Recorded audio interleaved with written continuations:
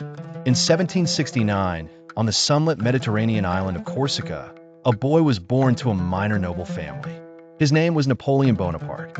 He grew up amidst mountains, pride, and strong traditions, but also in a society marred by poverty and unrest. As a young boy, Napoleon was sent to military school in France. He was not wealthy and was often teased for his Corsican accent, but he early on demonstrated a remarkable talent for mathematics, strategy, and military tactics. He dreamed big, much bigger than most other cadets. His opportunity came during the French Revolution.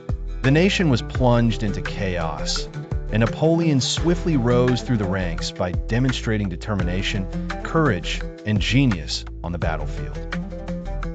In 1796, he was given command of the French army in Italy.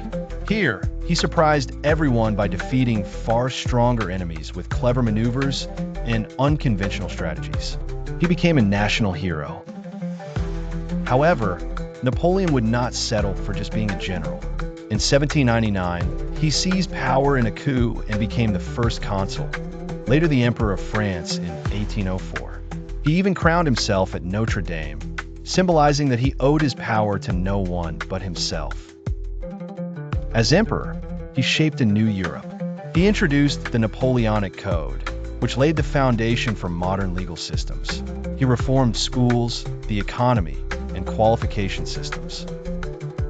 On the battlefield, he was nearly unstoppable.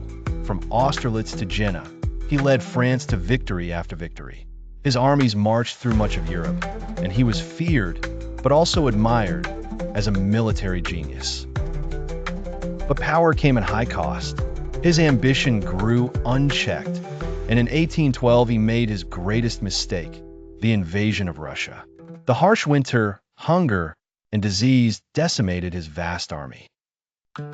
His defeat opened the door for the kings of Europe to unite against him. In 1814, Napoleon was forced to abdicate and was exiled to the island of Elba.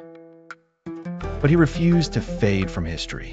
A year later, he returned to France, and in 100 dramatic days, he regained power. However, it all ended with a decisive defeat at Waterloo in 1815. This time, he was sent far away to the remote island of St. Helena in the Atlantic Ocean. Here, he spent his remaining years in isolation and reflection until he died in 1821 at the age of 51.